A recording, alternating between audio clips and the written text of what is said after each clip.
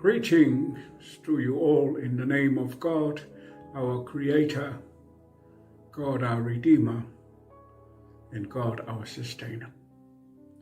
Welcome to our morning worship. In reverence, we worship God.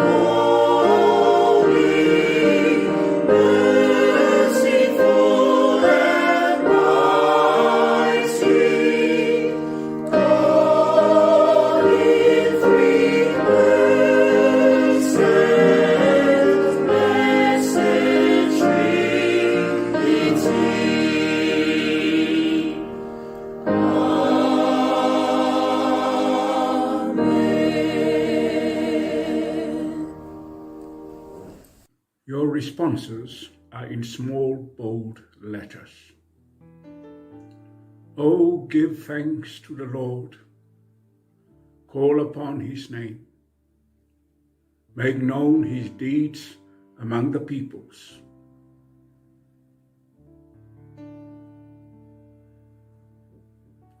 Glory in his holy name. Let the hearts of those who seek the Lord rejoice.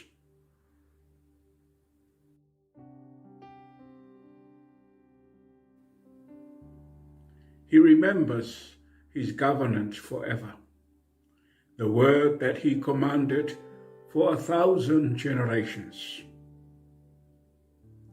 Let us pray. Gracious, ever-living, loving God,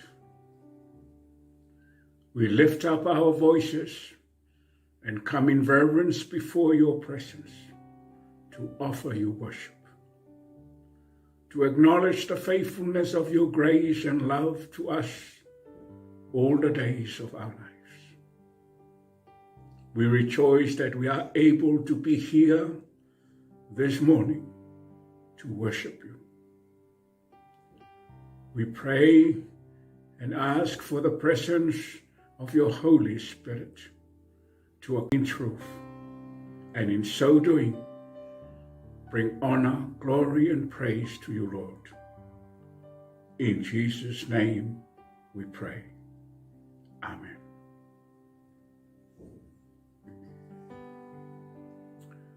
Let us now praise God as we sing our hymn in the English language.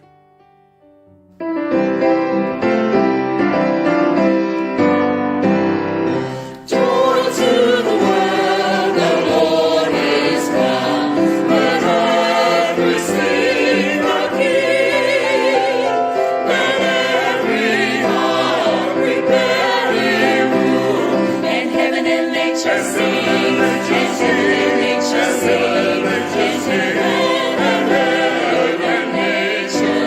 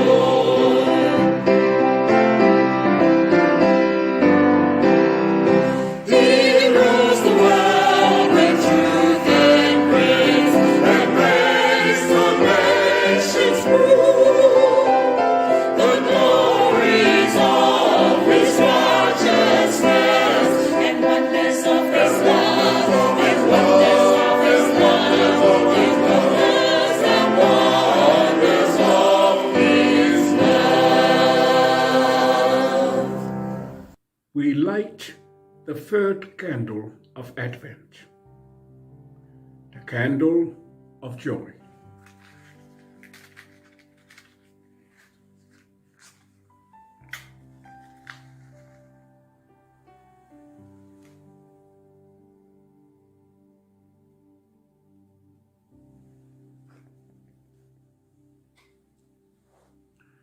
The candle of joy reflects the joy that comes through Jesus' arrival and through the salvation he has gifted us.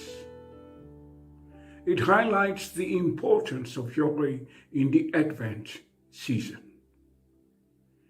During a time where depression is at an all-time high and people seem to be in the most despair, this candle offers a bright light during a dark time. It is also known as the shepherd candle to highlight the joy the shepherds experienced when they received the good news about Christ's birth. During the middle of the night, the darkest time, the shepherds encountered the angels. Joy is an eager anticipation about wonderful things to come. Let us pray. Our hearts are full of joy, Lord, as we now reach the halfway point of Advent and we draw near to Christmas. And there is much joy surrounding us now. We ask that all of us, family, friends here and overseas, experience the joy of Christmas in our hearts, in our relationships, in our being together. Make our Christmas be a joyful experience for all and everyone. In Jesus' name we pray. Amen.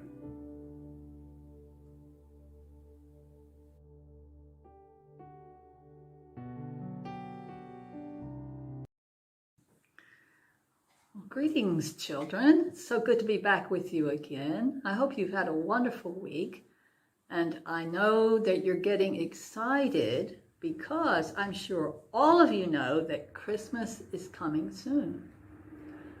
Lots of shops have Christmas trees in them now, and maybe you've started to decorate your own house for Christmas. Well, I've got a question for you. Have you ever wondered why we put lights on our Christmas trees? Well, those little lights are supposed to remind us of the stars that shone in the sky in a special way when Jesus was born.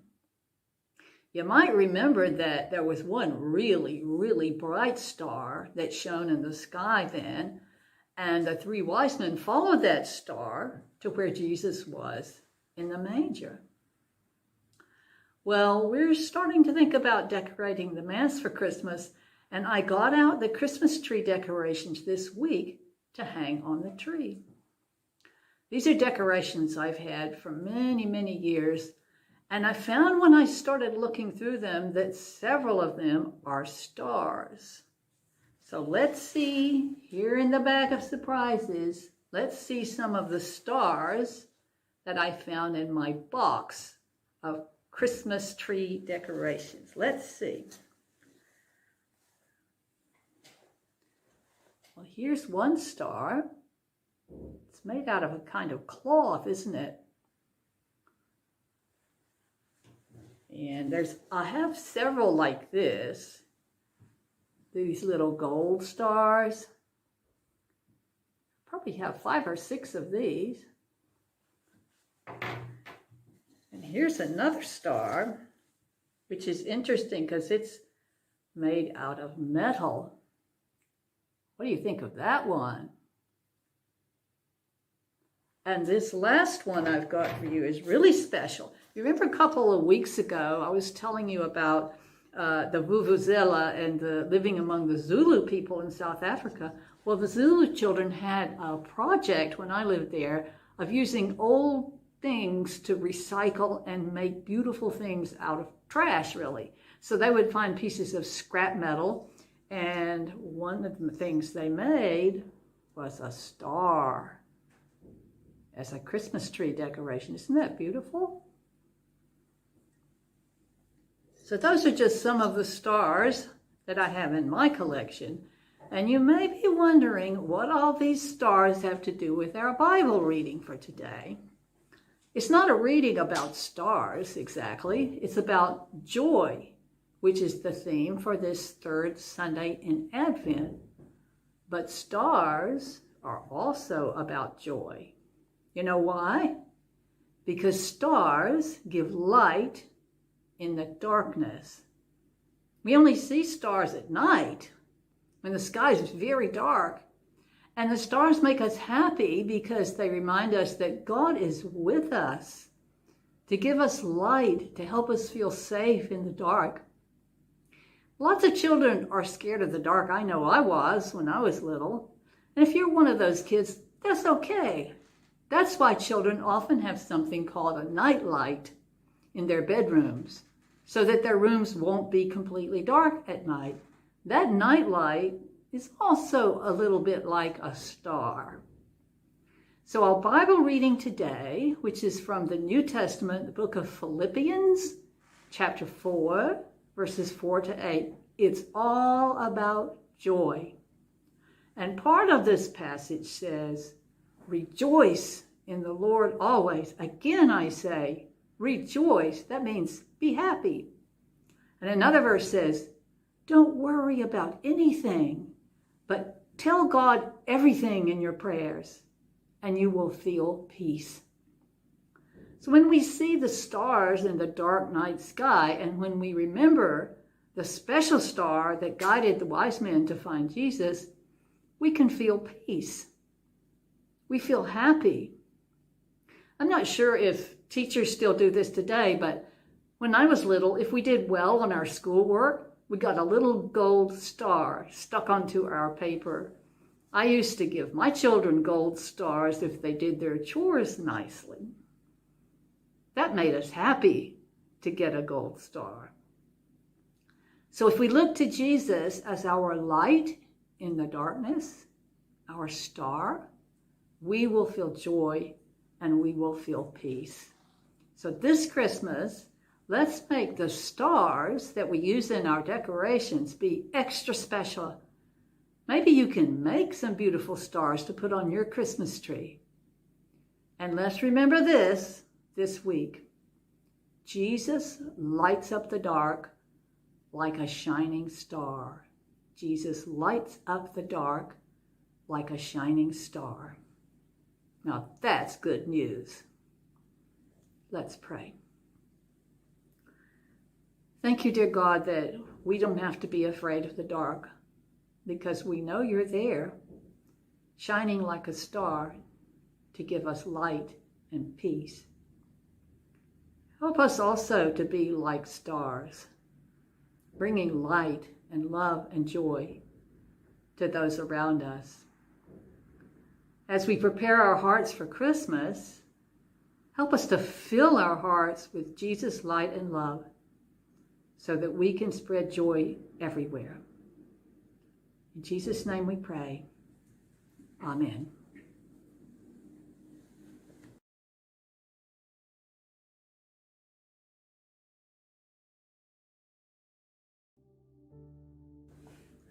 Now let us offer to God our prayer of thanksgiving and confess our sins. Let us pray.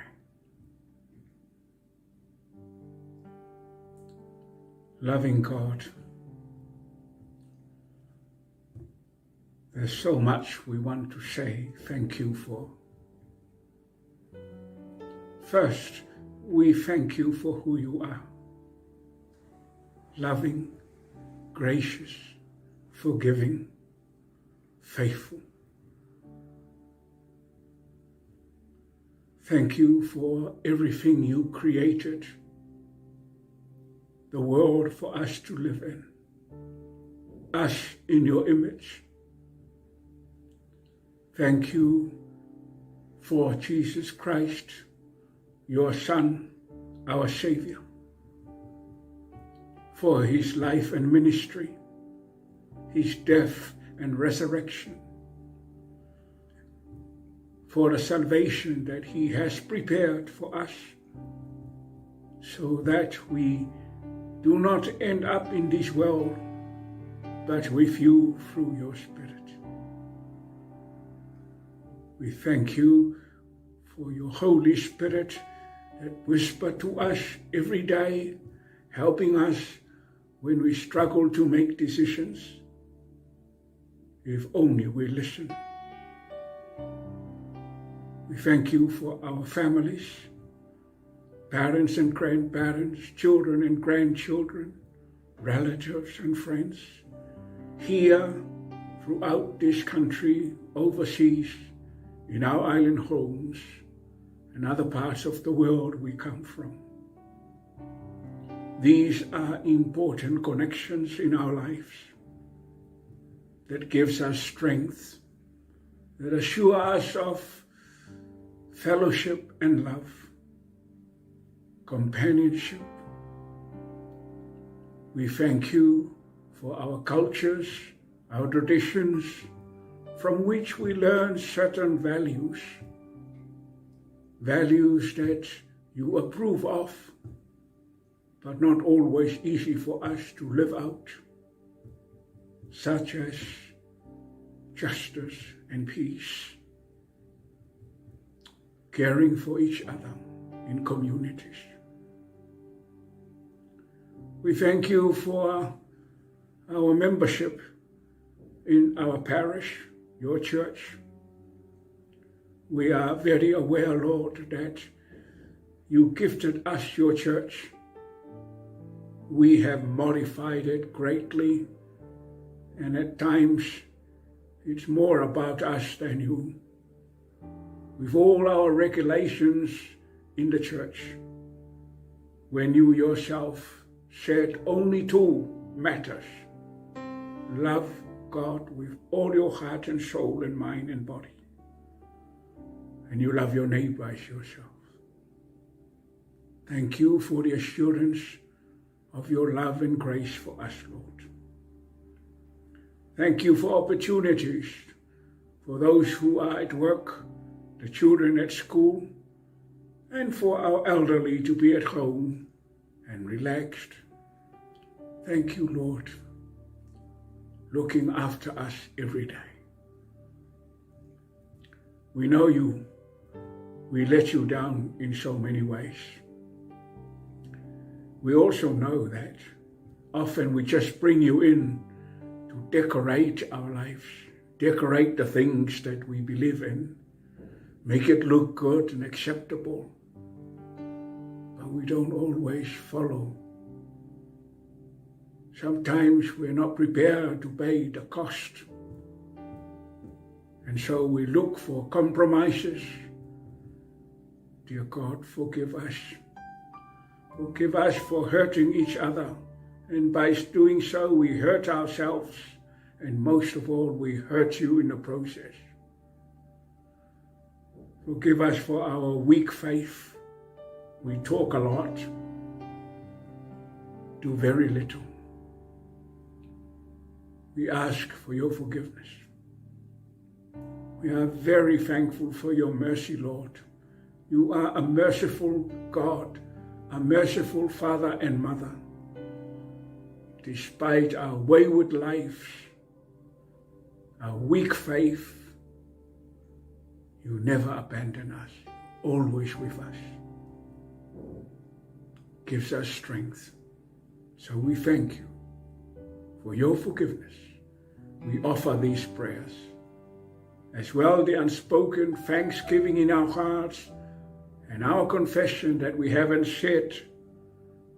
We offer all this to you in Jesus' name. Amen.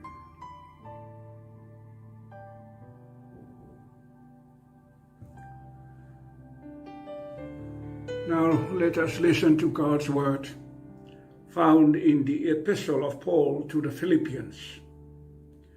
Chapter 4, I will read from verse 4 to verse 8. Philippians chapter 4, I will read from verse 4 to verse 8. Rejoice in the Lord always. I will say it again, rejoice. Let your gentleness be evident to all. The Lord is near.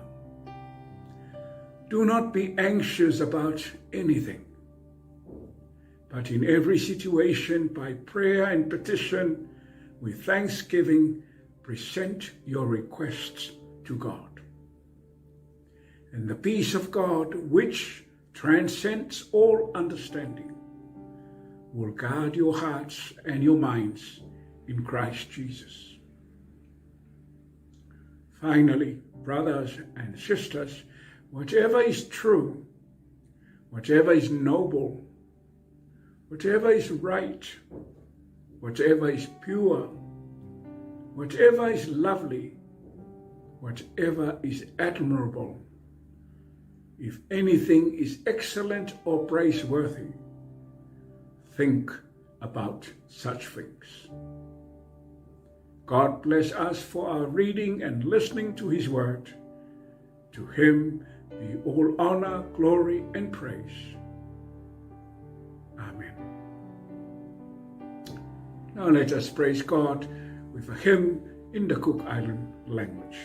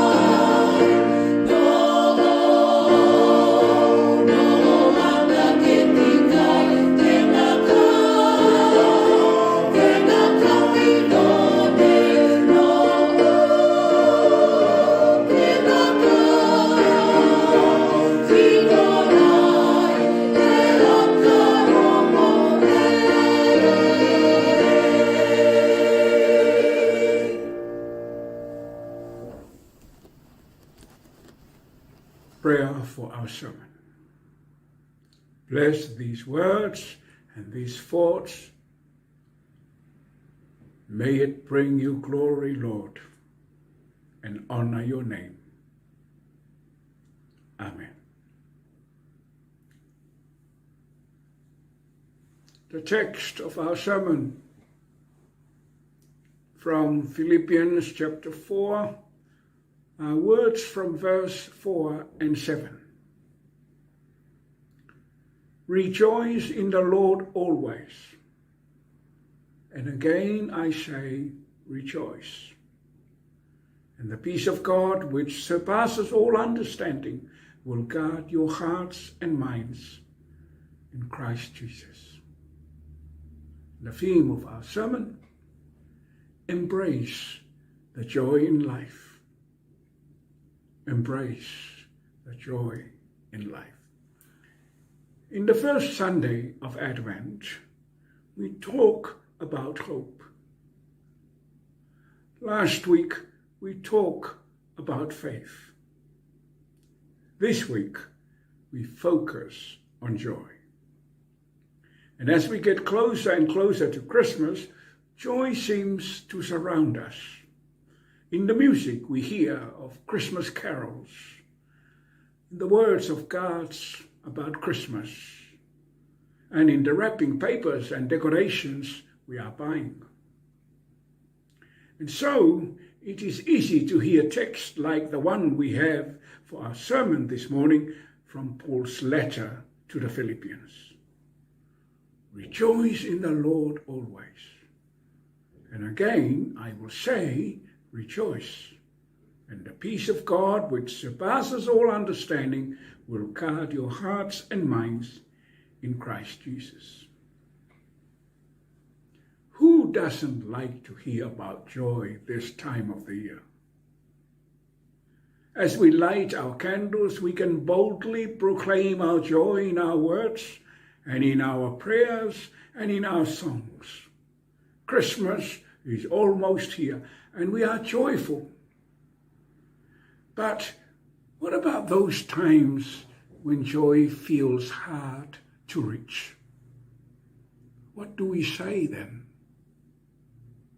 How does one preach about joy in the face of terrible things happening around us? I think that in the church, we sometimes don't do a very good job of acknowledging the realities of the world. We talk about hope and peace and joy and love, but do we also talk about the hard things that are happening in the world? Things like violence, things like tragedy, things like refugee crisis, things that defy understanding. Too often, we don't. We gloss over them and focus instead on brighter or happier stories. And then we wonder why people worry about whether they will come, whether they will be welcome in church. Because if we don't acknowledge the pain and suffering in the world, and instead just say, be joyful, how can anyone tell us their stories? How can they talk about when they are mourning? How can they talk about when they are depressed? How can they talk about losing their job and scrambling to make ends meet? To deny what is happening in the world is not a Christian response. Christ never told us to not tell the truth about life. He never told us to only be happy or carefree or bright all the time. Instead, Jesus told us to bind up the brokenhearted, tell the truth, and stay near those who suffer. We know that hard things happen, and that sometimes it might feel like there's no room for that in the Christmas season. But we need to understand, we need to make room for that, because whatever people are going through in their life, they are welcome in church. They are welcome to bring those things that are hard into the church. Because if they can't bring them to church, where can they take such things to? We as a church have an obligation. We have a responsibility. It is not just to acknowledge the brokenness of the world, which we must do, but to also go one step forward and proclaim it doesn't have to be that way. There is another way. And in Advent, we point to that way. And we point with hope to the future and to the way Christ is coming into this world. The passage we read from Philippians reminds us of that. We need to let our gentleness be known to everyone. That the Lord is near. Do not worry about anything, but in everything, by prayer and supplication, with thanksgiving, let your requests be made known to God. And the peace of God, which surpasses all understanding, will guard our hearts and our minds in Christ Jesus. Scripture, the Bible doesn't promise us easy lives or live without pain, but it does promise us that those things do not have the last word. We stand here, we live here in the real world, at the junction where pain and hope meet, and we look for something better. We look for joy, and we say, oh, come, Emmanuel. Oh, come, God, and be with us. And we do something else too. We proclaim, just by being here, what joy really means. We testify that the joy that comes with Christ sticks around. It's there in the best of times, but it's even there when times are hard. You can be a joyful person and still cry alongside the world. Because being joyful means you know it isn't supposed to be that way, and you believe it can be better. On Christmas Eve, we often read these words from the Gospel of John. The light shines in darkness, and the darkness has not overcome it. In other words, Christ is the light of the world. And the worst that the world can do is still not enough to extinguish that light. And if that light cannot be extinguished, then neither can that joy. Pain and darkness, they don't have the last word. Remember, a candle always shines brightest in the darkest of nights. And so here we are, about to welcome the everlasting light of God, His Son. We believe that the light will always overcome the darkness, and we believe in the miracle that is about to come into this world. And so our job as followers of Christ is to spread that light and spread that joy, because joy is different than just a feeling. Joy is a way of living as people following the light of Christ into the world. Claiming joy is an act of faith, and living with that joy is an act of revolution in a world that could use a little joy right now. God's gift of joy is there for us all to claim, not just in the good times, but especially in the bad.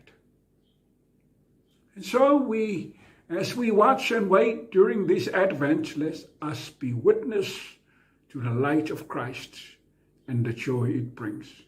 And live as the people who believe that this joy and the child who brings it can change the world. If you do that, you're halfway to Christmas already. Rejoice in the Lord always.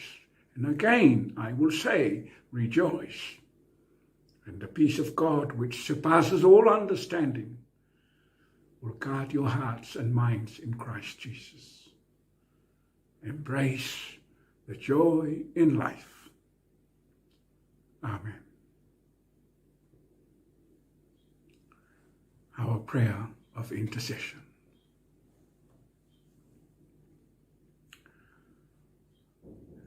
Father God, thank you for the joy that we know in our lives and the things that surround us, like our families and our friends, our companionships with people that we know. Things that we have to fulfill our hopes, money, we have clothes, we have houses, we have food, we have all the things. That brings us joy, Lord. So we are very joyful in the kind of life that we have. But then we think of so many that don't experience much joy in their lives. And not necessarily their faults. Some live in places where violence goes on every day, conflict, wars, every day. Some just live on the streets or somewhere on land, not in a house, not even in a shed, out in the open air. Some don't have food for a meal. We have food for 3, 4, 5, 6 times a day. Many people don't have any food at all. Many don't have many of the luxuries that we have. So there's millions and millions find it hard to experience joy, Lord. And particularly as we're moving towards Christmas, a season of joy, a time of joy, and then we have all these people. I pray, Lord, that make our parishioners and our parish appreciate everything that they receive during Christmas from their families and from their friends, because so many in the world receive nothing. So let us not take for granted the joy that you fill our lives with. We could very well ask, well, why aren't you giving the same joy to everybody else? But that's not an issue for us. The issue for us is, how do we find ways to share the joy that we have with our neighbors, particularly those whom we don't know? So teach us at this time to share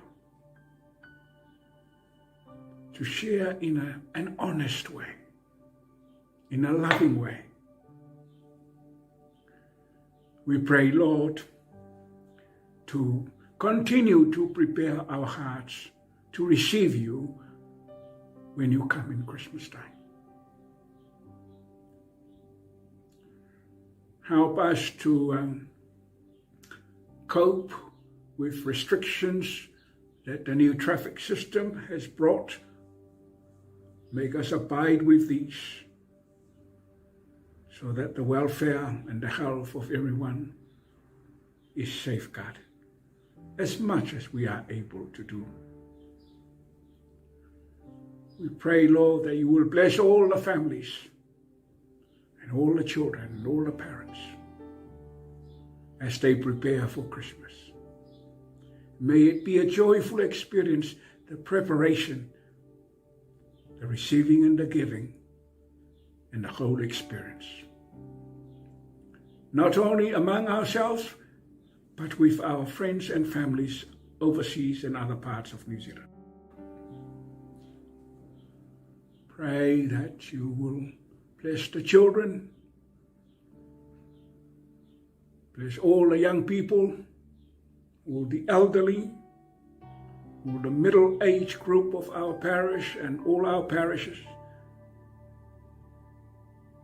We want to pray also for our neighboring parishes, particularly St. David's Multicultural Parish in Pitone, and also Porirua PIC, our Cook Island, church and our New End church, parishes that we are linked with in our presbytery, but also bless our presbytery and all the parishes in our church.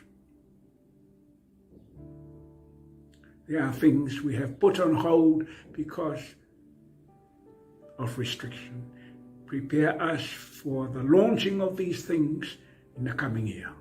Take us safely to the new year. There are not many days left. Dear God, we bring these prayers, but especially the unspoken prayers of our hearts, we bring to you. In Jesus' name we pray. Amen.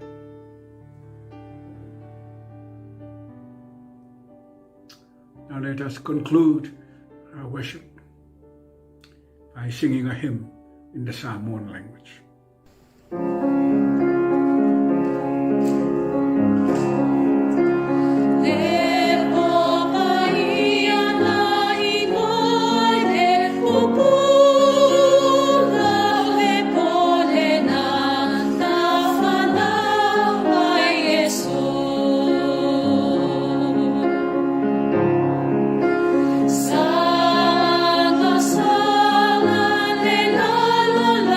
You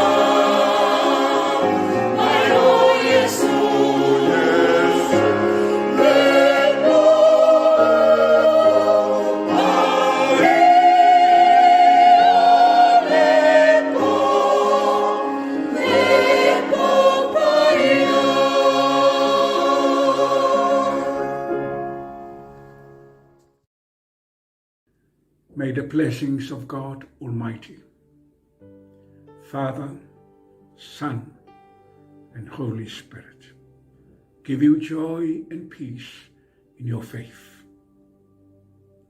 And may the same blessing be with you and remain with you now and always.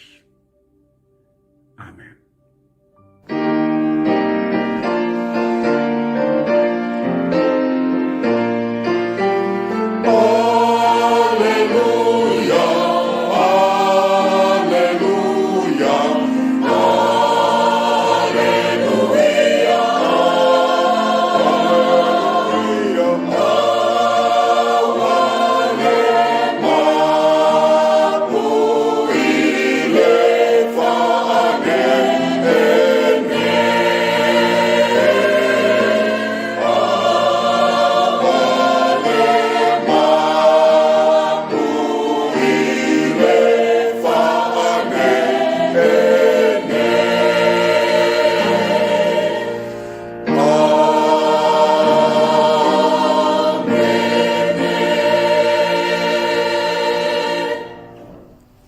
Be joyful, be blessed, and be safe from Lydia and I. Prof.